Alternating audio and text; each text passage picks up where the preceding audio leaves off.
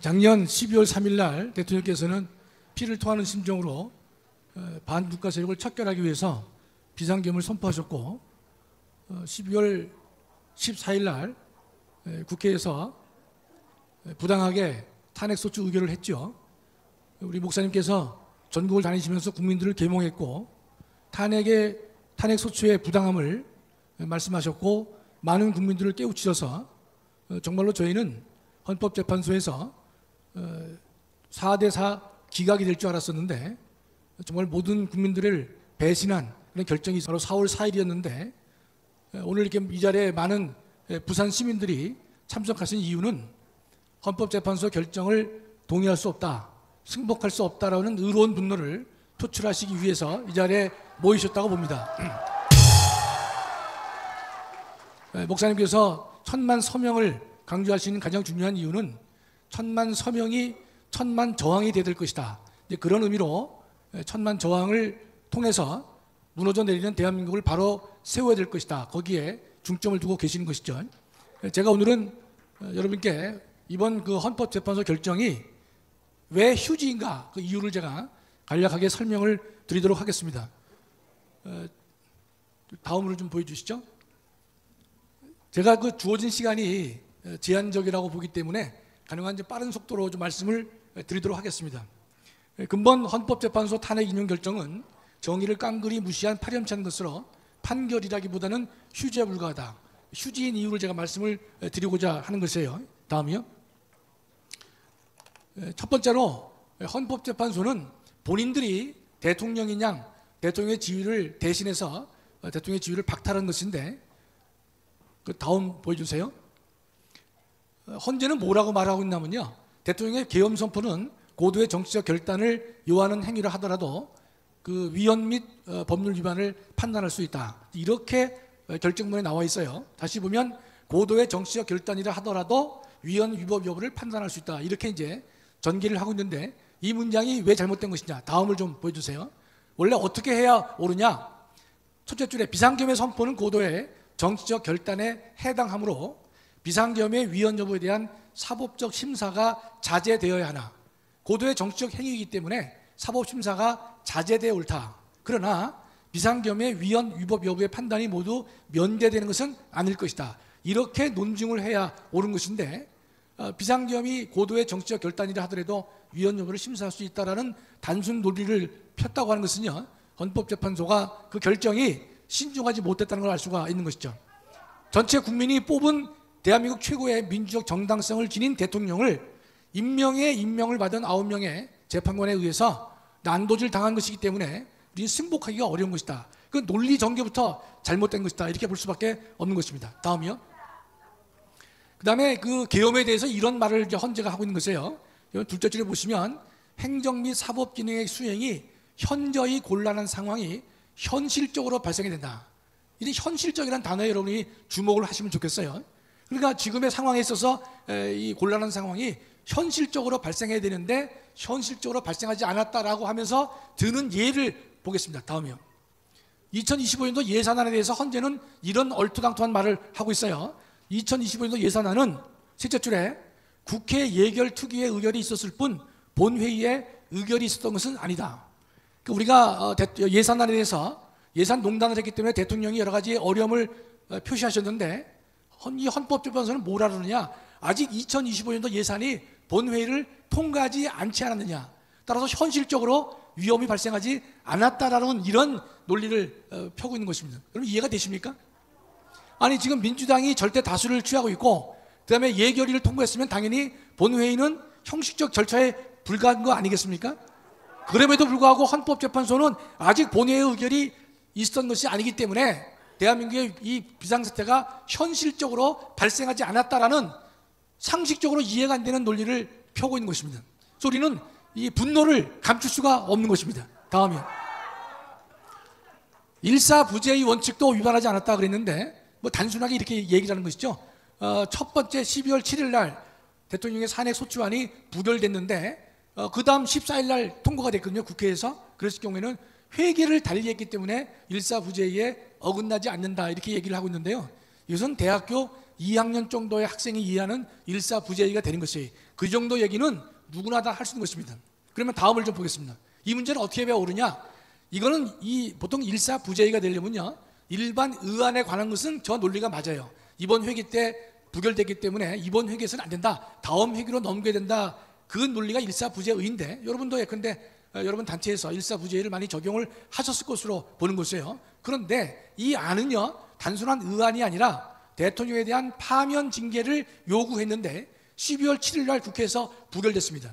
파면해달라고 요구를 했는데 국회가 그걸 받아들이지 않았단 말이죠. 그렇다면 그 다음 주에 동일한 사유로 다시 파면해달라고 요구할 수가 있겠는가? 두 번째, 요구를 의결할 수 있겠는가? 상식적으로 이건 이해가 되지가 않는 것이죠.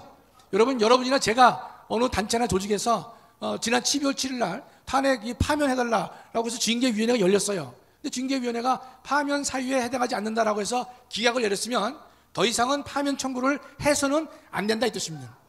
두 번 징계를 해달라고 요구할 수가 없는 것이죠. 새로운 증거가 발생하지 않는 한 해서는 안 되는 짓인데, 그런 일을 국회가 했음에도 불구하고 헌법재판소는 거기에 그 불법에 눈을 감았다, 침묵했다, 이런 뜻입니다. 다음이요. 내란죄를 철회했지만 문제가 없다.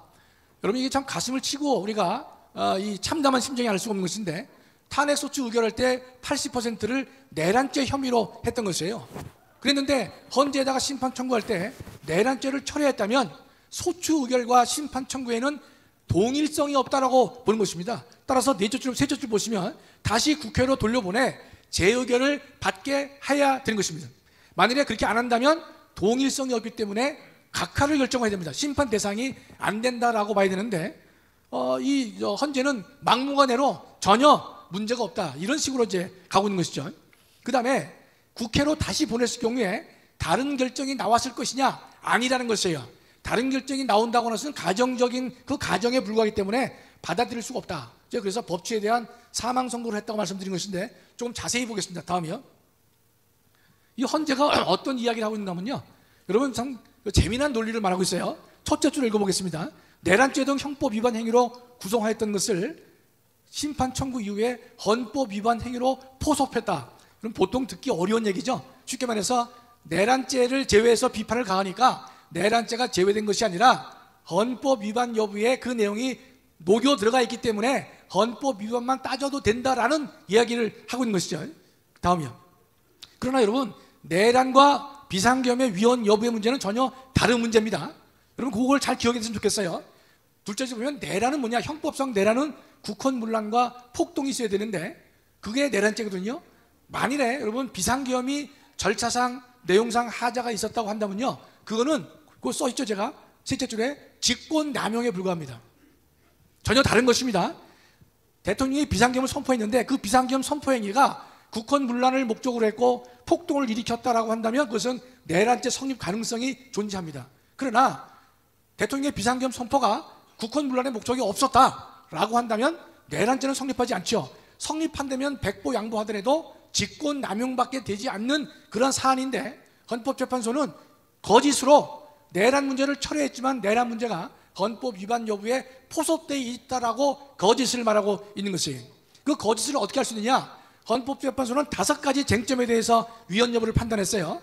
비상계엄이 위헌인가 아닌가, 포고용 1호가 위헌인가, 국회 진입이 위헌인가, 정치인 체포가 위헌인가, 중앙선관위의 진입이 위헌인가, 5가지 쟁점을 말하고 있는데, 내란죄 여부가 헌법 위반 여부에 포섭되었다라는 말을 하려면 5가지 쟁점 중에서 적어도 2가지는 내란죄를 범했는가 범하지 않았는가를 다루고, 나머지 3가지는 비상계엄이 위헌인가 아닌가를 다뤄야 되는데, 헌재는 슬쩍 넘어가면서 내란의 내자도 언급하지 않고 비상계엄의 위헌 여부만 다루고 있는 것이다. 그래서 명백하게 잘못된 것이다 라고 말씀을 자신 있게 드릴 수가 있는 것입니다. 그러니까 여러분이 그 말에 현혹되시면 안 됩니다. 내란죄 문제가 헌법 위반에 포섭되어서 다룰 것이다 라고 한 그 말을 여러분이 그 거짓을 직시하실 필요가 있다는 것이에요. 실제로 헌재는 위헌율을 판단할 때 5가지 문제만 판단했지 내란 문제를 전혀 다루지 않고 거짓을 말하고 있다, 이런 뜻입니다. 다음이요.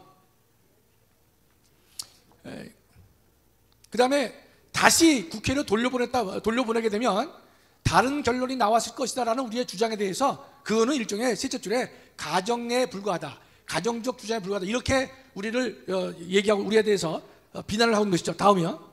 그러나 여러분 실제로 국회에서 탄핵 소추가 의결됐을 때 내란죄로 몰았기 때문에 소추가 의결된 건 아니겠습니까? 다시 돌려보내면 다른 결론이 나올 것이라는 것이 단순한 가정적 주장이라고 우리가 봐야 될 것입니까? 아니죠. 여러분 같은 객관적인 이 건전한 상식이 있는 분이라 하더라도 동의할 수 없는 것이고 저 같은 법학자 입장에서도 전혀 동의할 수 없는 논리를 헌법재판소가 펼치고 있기 때문에 이러한 논리 전개는 법치주의에 대한 사망 선고다. 그래서 휴지에 불과하다 이렇게 말씀을 제가 드리고 있는 것입니다. 다음이요. 국무회의 부서 통지 의무가 다 잘못됐다라고 얘기를 하는데 이런 국무회의 심의를 거쳤거든요. 행안부 장관의 증언에도 나오지만 대통령은 그 밤에 국무위원회 정족수를 충족하기 위해서 기다렸다고 증언을 하고 있어요. 그 말은 뭡니까? 국무회의를 하려고 했다는 것인데 이 헌재는 국무회의 심의를 거치지 않았다라고 거짓을 말하고 있는 것입니다. 밤 10시에 대통령실에서 국무위원들을 모여가지고 단순히 차 마시러 모였습니까? 아니죠. 정족수를 충족할 때까지 기다렸기 때문에 비록 그 국무회의가 비상적 국무회의였기 때문에 평상적인 국무회의와는 성격이 다를 수밖에 없었지만 그거를 국무회의를 거치지 않았다라고 한다는 것은 절대로 우리가 이 야만적인 논리전개다 이렇게 보는 것이죠. 부서가 없었다? 대통령의 행위의 부서는요 사후부서도 얼마든지 가능한 것입니다. 그래서 셋째 줄에 얘기를 했죠. 이보다 더한 야만적 논리전개는 없을 것이다. 그래서 휴지에 불과하다로 제가 말씀을 드린 것입니다. 다음이요. 다른 사람들의 의견을 개진한 바가 없다라고 얘기를 하고 있는데 여러분 다 아시죠? 참석한 국무위원들이 대부분 다 계엄을 반대했다고 얘기를 하고 있어요. 그렇다면 국무회에서 다른 사람의 의견을 피력할 기회를 주지 않았다는 말도 거짓이 되는 것입니다. 다음이요. 그 다음에 이 헌법재판소는요 곽정군의 오염된 진술, 홍장원의 거짓 메모를 그대로 인정하는 것입니다. 따라서 이 넷째 줄에 이러한 불법은요 쓰레기통에 넣어야 돼야 마땅한 것입니다. 그래서 휴지에 불과하다라고 얘기하는 것입니다. 자, 다음이요. 형사소송법 규정을 위반했는데 이게 좀 여러분 까다롭지만 이렇게만 생각하세요. 어려운 용어지만 전문 법칙은 증거로 삼을 수 없다. 그게 무슨 말이냐? 남한테 들은 얘기는 그것 가지고 증거로 삼을 수가 없어요. 예를 들어서 제가 우리 이동호 장로를 갖다가 근데 이동호 장로한테 어떤 얘기를 들었어요. 그럼 법정에서 판사한테 뭐라느냐? 당신 그거 어떻게 알았냐? 그러니까 나는 내가 직접 경험한 것이 아니라 이동호 장로한테 들었다라고 하면요 내 말은 증거로 삼을 수 없어요. 반드시 누굴 다시 불러야 됩니까? 이동호 장로를 법정에 불러서 이야기를 들어봐야 되는데 그래서 그걸 전문 증거를 삼을 수가 없다는 것인데 제가 속이 터진 건 뭐냐? 여러분 전문 증거가 삼을 수 있다 없다는 다 잊어버리시고요. 그거 보면 아래서 둘째 줄에요. 앞으로는 전문 법칙을 더 보다 엄격하게 적용할 필요가 있다. 이번에는 전문 법칙을 그대로 인정하겠지만 앞으로는 해서는 안 된다. 이렇게 말을 하는 것이에요. 이게 우리가 받아들일 수가 없는 것이죠. 안 되면 지금부터 안 되는 것이죠. 다음이요. 이게 무슨 말입니까? 오늘은 위법이 아닌 것으로 보는데 그러나 앞으로는 위법한 일을 해서는 안 된다. 말을 하지 말지 염장 터지는 얘기를 하고 있다는 말이죠. 오늘의 도둑질은 잘못이 없는데 앞으로는 도둑질을 해서는 안 된다. 그 말과 똑같잖아요. 김복형, 정영식, 조한차이가 있다고 얘기를 하고 있는데 염장 지르는 얘기를 하고 있는 것이에요. 저는 보충 의견은 헌재재판관으로서는 해서는 안 되는 겁니다. 반드시 자신의 소신에 따라서 반대 의견을 개진해야 되는 것이에요. 알륜이 죽는다는 말은요 이제 우스갯소리 하나 할게요. 의사들이 제일 싫어하는 말이 알륜이 죽는다는 뜻이에요. 전달이 안 되고 있죠. 아프령 1호가 위헌이다 그러는데요. 여러분 이것은 대법원 판결이 있어요. 포고령 1호가 이런 겁니다. 이 국회는 정치활동을 하지 마라. 정당도 정치활동을 금지한다. 처음 일견 들어보면 이건 좀 국회의 권능을 위협하는 것 아니겠는가 그런 의문이 들죠. 그 다음에 이런 내용은요 포고령 1호는 국회로 하여금 계엄 해제 요구권을 못하게 방해하는 것이 아니냐라는 생각이 다 들게 마련입니다. 그런데 여기에서는요 확립된 헌법재판소 판례가 있어요. 자, 둘째 줄 보겠습니다. 첫째 줄이요. 대법원은 포고령 1호와 같은 내용에 대해서 그 자체로도 위헌 위법이 아니다. 첫 번째 결론에 그 자체로도 위헌 위법이 아니라고 얘기를 했고, 두 번째 국회가 갖고 있는 계엄 해제 요구권을 침해하는 것이 아니다라고 분명히 밝히고 있는 것입니다. 제가 여러분께 한 번 이 거짓말 할 수는 없지 않습니까? 저 판례가 포고령 내용과 똑같은 내용에 대해서 헌재는 이미 대법원은 내렸는데 헌재는요 이걸 완전히 깡그리 무시해버린 것입니다. 대법원 판결을 발로 차버렸고 뭉개버린 것이 엉터리도 이런 엉터리가 없는 것이죠. 그래서 우리는 이게 휴지에 불과하다라고 말씀을 드리는 것입니다. 예, 다음이요. 제가 그래서 여러분 참고로 하시라고 밑에 판례를 써놨습니다. 대법원 판례 81도 304인데 여러분 예컨대 판례를 전혀 모르는 사람들도 혹시 인터넷으로 이걸 한번 쳐보세요. 쳐보시면요 내용이 복잡하지 않아요. 한 줄, 두 줄 요약돼 가지고 결론이 나오거든요. 여러분도 충분히 볼 수 있는 내용입니다. 많은 법 지식이 필요 없어요. 한번 꼭 좀 확인해 보세요. 다음이요.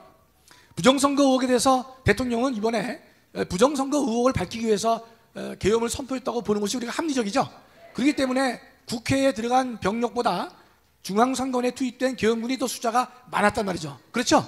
그러면 부정선거 의혹을 해소하기 위해서 계엄을 선포했다고 얘기를 하는데 헌재는 뭐라느냐, 문영배는 어떠한 의혹이 있다는 것만으로 중대한 위기 사항이 현실적으로 발생했다고 볼 수 없다, 이런 말을 해요.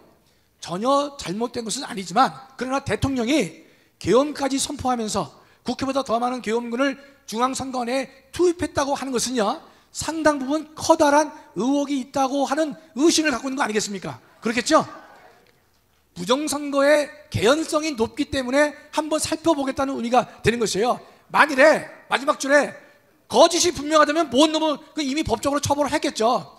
여러 가지 개연성으로 봤을 경우에 부정선거가 전반적으로 있다라고 보여지는데 결정적인 한 방이 없기 때문에 야 이거는 이번에 국민적 의혹을 우리가 해소를 해야 옳을 것이다 라고 해서 했다면, 다음이요.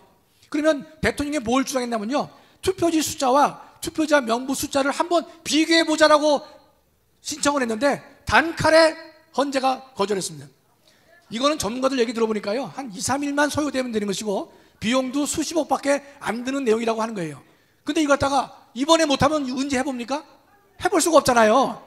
그렇다면 대통령이 부정선거 의혹 때문에 이 일을 했나 보구나라는 생각이 있다면 적어도 이 문제는 받아들여서 한 번쯤은 검토를 해봐야 옳은 것인데 단칼에 거절을 한 것입니다. 다음이요. 그 다음에 제일 신경질나는 것은요 중앙선관위에 압수수색 들어갔지 않습니까? 여기 대해서 영장 없이 압수수색을 한 것은 영장주의 위반이라고 하는데 이건 명백하게 잘못된 것입니다. 무슨 말이냐? 헌법 77조를 보면요 대통령이 비상계엄을 선포하면 영장에 대해서 특별한 조치를 할 수 있다고 헌법이 되어 있어요. 그때 특별한 조치는 뭐겠느냐? 모든 헌법 교수들이 일치해서 어떤 얘기를 하고 있느냐? 비상계엄이 선포된 때에는 영장에 대해서 특별한 조치를 할 수 있다는 말은 영장주의의 예외가 가능하다라고 모든 헌법 책들이 이렇게 쓰고 있는 것이에요. 그럼 비상계엄이 선포되면요 중앙선거원에 들어가서 압수수색할 때 영장이 필요할까요, 안 할까요? 필요 없는 거예요. 헌법이 이렇게 말하고 있단 말이죠. 그런데도 불구하고 영장 없이 압수수색하는 것은 영장주의를 위반한 것이다? 저는 이러한 논리에 소위 자유우파라는 이 재판관들이 여기 대해서 아니다라는 말을 못하는 이 대한민국에 살고 있다는 것이 너무나 부끄럽습니다. 너무나 부끄러운 것이에요. 우리가 목사님께서 천만 서명은 다른 말로 말하면 천만 저항이거든요. 우리가 왜 헌재 판결에서 목숨 걸고 저항해야 될 것이냐, 이런 논리를 우리가 받아들일 수가 없기 때문에 그런 것이에요. 이 운동에는, 이 저항 운동에는요 1000만도 부족한 것이에요. 건전한 상식이 있는 것이라면, 대한민국을 사랑한다면 이런 더러운 판결에 휴지에 불과한 이 결정문에 대해서 우리가 눈을 감아서는 안 되는 것이고 강력하게 저항을 해야 될 것이라고 저는 선포하는 것입니다. 자, 다음이요. 정치인 체포, 법관 체포를 기정사실로 만들고 있는 것인데 실제로 이 대통령은 그 홍장원의 메모가 거짓이라는 사실을 우리가 알 수 있지 않습니까? 둘째 줄에 대통령은 체포에 채자도 꺼내지 않았다는 대통령의 진술은 발로 걷어차버렸어요. 정청래의 허위 주장을 마치 사실인 양 받아들이기 때문에 명백한 불법이다. 그래서 휴지에 불과하다, 이렇게 말씀을 제가 드리는 것입니다. 예, 다음이요. 얼마 안 남았습니다. 지금 이제 헌재가 뭐라 그러냐면요, 우리는 예컨대 30회의 탄핵 소추에 의해서 국정 마비가 됐다고 얘기를 했죠. 수많은 입법 폭주를 우리가 봤죠. 거기다 입법 예산 농단까지 봤죠. 거기에 대해서 뭐라고 말하느냐, 이 문영배는요 그것에 대해서는 평상적인 방법으로 대처를 해야 되는 것이지 국가 긴급권으로 방어해서는 안 된다, 그렇게 말을 하고 있어요. 세 가지에 대해서 평상적인 방법으로 대처해야지 왜 병력을 통해서 국가긴급권을 발동하고 있느냐, 이렇게 꾸짖고 있는 것이에요. 다음이요. 자, 그럼 제가 여러분께 물어보겠습니다. 야당의 폭거를 막을 방법이 존재했어요? 탄핵을 마구잡이로 하고 법을 만드는데 그나마 입법 폭주에 대해서는 대통령의 유일한 방법이 거부권밖에 없었습니다. 그렇죠? 거부권은 적극적으로 국정을 이끌어가는 것이 아니라 소극적으로 방어하는 것이에요. 그나마 이 거부권에 의해서 좀 막아왔죠. 그러나 예산농단에 대해서는 우리가 아무런 할 일이 없지 않습니까? 2025년도 예산이 아직 통과가 안 됐기 때문에 국가 위기 상황이 현실적으로 발생하지 않았다는 이런 논리가 여러분, 이게 가당한 얘기입니까? 전혀 받아들일 수 없는 것이죠, 이게요. 자, 두 번째 보면요. 지금 현재는 평상적인 정치적 사법적 방법으로 얼마든지 대처가 가능한데 왜 긴급권을 행사하느냐, 이렇게 이해하고 있지만 여러분 보세요. 둘째 줄에 민주당이 민주주의 원리 자체를 부정하고 다수의 힘으로 무엇이든지 밀어붙이는 야당을 견제할 현행 헌법상 민주적 방법이 존재하지 않기 때문에 최후의 나라를 지키는 수단으로서 개혁을 선포한 것이고 국가 긴급권을 선포한 것이다, 이 뜻입니다. 저는 여덟의 재판관에 묻고 싶은 것이 뭐냐, 야, 너희가 말하는 헌법이 허용하는 자구책이 무엇인지 단 하나라도 얘기해 달라는 뜻이에요. 단 한 건도 없는 것이에요. 그럼에도 불구하고 근데 대통령이 왜 긴급권을 행사하느냐. 여러분, 이번에 사태에서 저항권을 강조하시고 행사한 분이 대한민국에 두 분 계세요. 한 분이 전광훈 목사님이고 한 분은 윤석열 대통령입니다. 우리 전광훈 목사님은 헌법이 부여한 저항권은 헌법이 부여할 필요도 없어요. 헌법에 근거가 없어도 당연히 할 수 있는 인간의 권리인 것인데, 우리 목사님께서는 우리 국민들을 깨우치면서 저항으로 파괴된 헌정 질서를 회복해 오를 것이다 라고 주장하셨죠. 그래서 윤석열 대통령의 지지율을 50% 넘게 만들었잖아요. 그 업적에 대해서 대한민국 어느 누구도 이의 제기를 하지를 못하고 있지 않습니까? 두 번째로는 누가 또 저항권 행사했느냐, 윤석열 대통령이 저항권을 행사한 것이에요. 그게 무슨 말이냐, 비상계엄은 국가 긴급권인데 비상계엄과 또는 국가 긴급권은요, 누구를 위해서 저항한 것이냐, 국가 자체를 지키기 위해서 저항한 것입니다. 따라서 우리 전 목사님이 강조하시는 국민 저항권과 윤 대통령이 행하신 비상계엄은요, 본질이 같은 것입니다. 목사님이 하신 것은 국민을 지키기 위해서 파괴된 헌정 질서를 회복하기 위해서 저항을 하셨다면, 윤석열 대통령이 하신 저항은 국가 자체가 무너졌기 때문에 국가를 지키기 위한 자구책으로서의 저항권을 행사했다, 이 뜻입니다. 그 저항권이 법적으로 뭐가 됩니까? 그게 바로 국가 긴급권이 되는 것이고 비상계엄의 형태로 발동이 된 것이에요. 자, 제가 정리하겠습니다. 윤 대통령이 행하신 저항권은 일단은 법적으로는 아직 우리가 완성을 하지 못했습니다. 그러나 우리 전 목사님이 지금 전국을 다니시면서 다시 한번 국민을 깨우치고 잘못된 헌재 결정을 우리가 부정하고 50여일 남아있는 대한민국을 살리는 그 선거에서 우리 모두는 분노를 통해서 대한민국을 살릴 수 있는 후보를 만들어내야 될 것이다. 그런 일을 목사님께서 시작하고 계시죠? 여기에 대해서 오늘 제일 먼저 부산을 방문하셨는데, 부산이 대한민국에서 가장 중요한 도시 아닙니까? 부산에 계시는 애국 동지 여러분이 우리 목사님의 큰 뜻을 떠받들어 주시고 윤석열 대통령의 법적으로 실패한 그 저항, 우리 전 목사님이 하시는 이 국민 저항권을 우리가 살려서 반드시 대한민국을 바르게 만들어야 될 것이고, 파괴된 헌정 질서를 바로 원상회복시켜야 될 것이고, 50일 남은 대선에서 국민들의 이 저항, 이 울분, 분노를 통해서 대한민국을 살릴 후보를 만드는 그 일에 부산 시민 모두가 목숨 걸고 함께 동참해 주시기를 간절히 부탁드립니다. 감사합니다.